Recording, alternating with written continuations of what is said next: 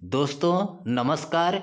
इस वीडियो में हम स्वर संधि के प्रकार यड़ संधि को बड़े ही आसानी से समझेंगे। आइए वीडियो को शुरू करते हैं।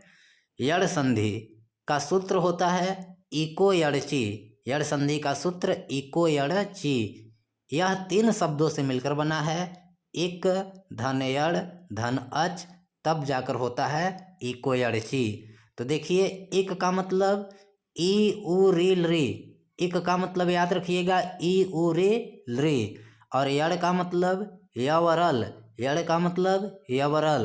और अच, अच का मतलब स्वर होता है।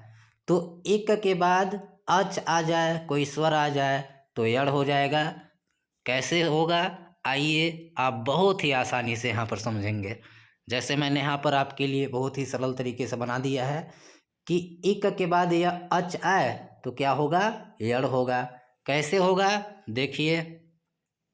एक, एक का मतलब ई उ रे रे के बाद अच आ जाए। अच का मतलब स्वर, लेकिन कैसा स्वर आना चाहिए, असमान स्वर। अगर इस तरफ ई का ई आया है तो इधर ई न हो, अगर इधर उ आया है तो इधर उ न हो, रे इधर है तो दूसरी ओर री न हो, रे इधर है तो इधर रे न हो, अलग स्वर हो तो यड़ हो जाएगा। अगर ई के बाद कोई अलग स्वर आएगा तो य हो जाएगा। अगर उ के बाद कोई असमान स्वर आएगा अच तो वह हो जाएगा। री के बाद कोई अलग स्वर आएगा तो र हो जाएगा। री के बाद कोई स्वर आएगा तो ल हो जाएगा। यही होता है यड़ संधि। अब उदाहरण के माध्यम से आप समझिए कि कैसे इक यानी ई उ रील री के बाद अच असमान स्वर आए तो यड़ हो जाता है, यानी ई का य, उ का व, री का र, री का ल।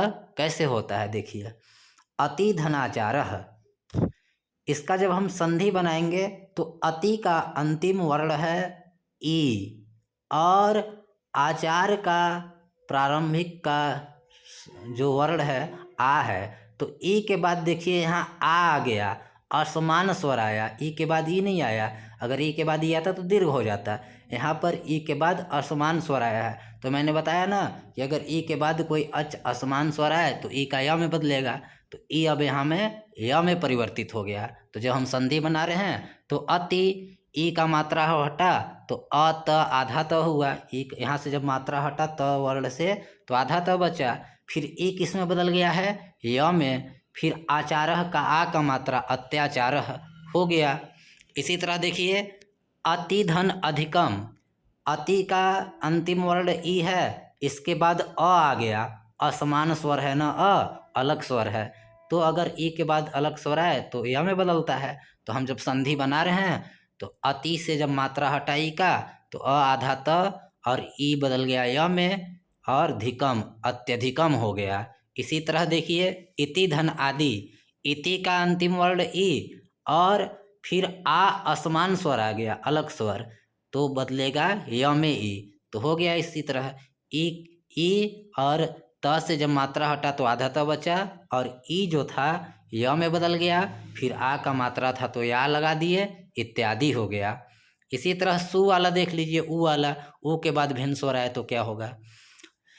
सुधन आगतम, संधि जब बना रहे हैं तो उ के बाद असमान स्वर है, अलग स्वर है, उ नहीं है, तो व में बदलेगा।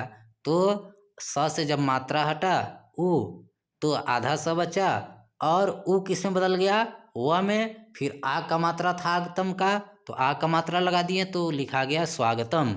इसी तरह से अनुधन एसड़म।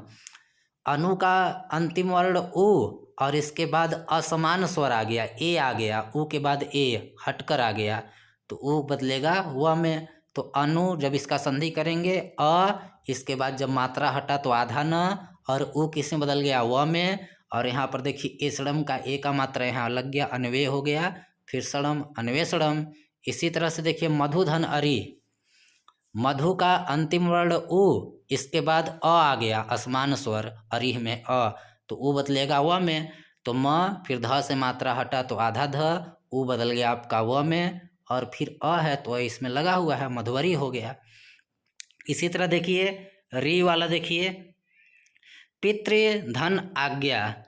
री के बाद असमान स्वर आया है, आ आया है, अस अलग है, तो री बदलेगा र में, तो र में बदल गया पी। इसके बाद बचा त से जब मात्रा हटा री तो बचा आधा त, और री किस में बदल गया, री का मात्रा र में, तो त और र मिलकर त्र होते हैं, तो हो गया पित्राज्ञा। इसी तरह से देखिए मातृधन आ गया, मातृ का अंतिम वर्ण री, इसके बाद असमान स्वर है आ है, तो री बदलेगा र में, तो माँ, फिर आधा त और री बदल गया र में, तो त और र मिलकर त्र हो जाता है, तो हो गया यहाँ मात्राज्ञा। इसी तरह देखिए लृ धन आकृति, लृ के बाद कोई असमान स्वर है तो लृ बदलता है ल में, तो यहाँ पर क्या हुआ, लृ के बाद लृ नहीं है आ है, तो लृ बदल जाएगा आपका ल में, तो यहाँ ल में बदल गया। जब संधि बना रहे हैं तो लृ का ल हो गया, फिर आकृति में आ के मात्रा लग गया, ला हो गया, कृति है, लाकृति हो गया। तो दोस्तों ये था यड़ संधि, आपको समझ में आया होगा तो वीडियो को ज़रूर लाइक कीजिएगा, साथ ही चैनल को सब्सक्राइब भी कीजिएगा, क्योंकि आप लोग वीडियो देखते हैं लेकिन चैनल को सब्सक्राइब नहीं करते। आप सभी का वीडियो देखने के लिए बहुत बहुत धन्यवाद।